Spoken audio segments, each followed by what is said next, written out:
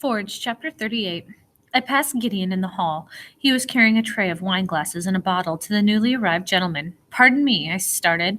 "Do you know—" He walked past me, without a word.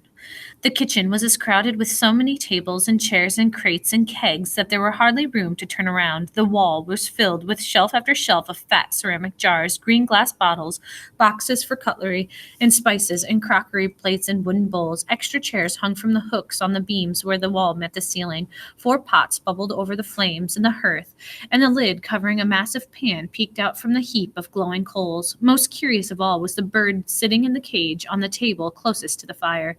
It was the size of a small crow, but wore brilliantly colored yellow, green, and blue feathers, and was possessed of a ferocious beak, and it used it to open a walnut. An old white woman came out of the pantry carrying a smoked ham. I bowed hastily. "Good day, ma'am. Can you tell me where I can find Isabel, Mr. Bellingham's maid?" "That one?" She heaved the ham onto the board, and I limped to the other side of the room. "What do you want her for?" I stammered. "To become better acquainted with my duties here. Here." Um, the woman grunted, pulled the stool over the shelves, and climbed up on top of it, her limbs shaking. I rushed over before she fell. "May I please help, ma'am?" She studied me, her blue eyes clouded with age. "I need that knife up there." "Of course." She put out a hand so I could help her safely find the ground, and watched as I took down the box and set it by the ham. "That Isabel." She took a large knife from the box. "The wagon just took her back to the headquarters. They'll need a maid to help with something." She sliced off a bit of the ham and tossed it into the cage. The bird snatched the meat in its beak, then gave a low whistle. "Cheeky devil," she said to the creature. "Mr. Bellingham hires her out?" "He hires her out every chance he gets. This camp has too many gentlefolk and not enough servants. Pull down a plate for me, will you, and a bowl?" She piled ham slices on the plate I handed her, and then gave it back to me. "Eat." A toothless smile softened her direct manner of speech.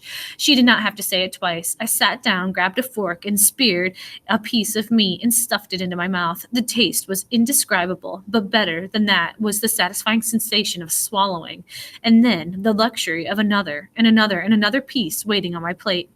"I imagine you'll be hired out too," she said, "after you've had a bath. Are you useful at all? Do you have a trade? The artisans are desperate, I hear, especially the gunsmiths." She filled the bowl with soup from a pot hanging over the fire and set it next to my plate. Could the key to our escape be so easy? Wait until we were hired out by the same house and then run? "When will Isabel return?" I asked. She continued slicing and chuckled. "Lads find love in the strangest places." "No, ma'am," I said, my face suddenly hot. "It's just— don't you worry none." She reached across the table and patted the back of my hand.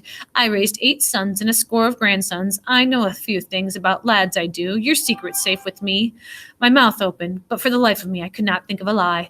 The colorful bird gave me a tremendous squawk, as if it was laughing at my discomfort. "Hush now." Miss Cook tossed me more ham in the cage. "Keep up that noise, and I'll bake you a pie, I swear." I seized upon the interruption to direct the old lady's attention away from Isabel. "If I may, ma'am, what manner of bird is that?" "My son William claims it to be a parrot. Won it at a card game, he did. Says I ought to call it King George so he can order it around when the war is over."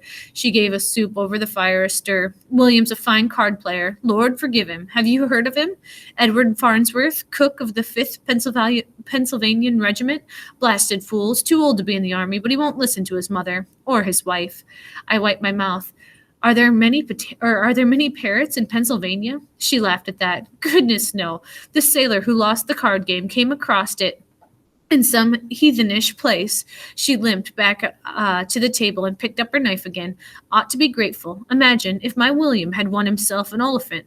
Where would I fit a creature like that in my kitchen?"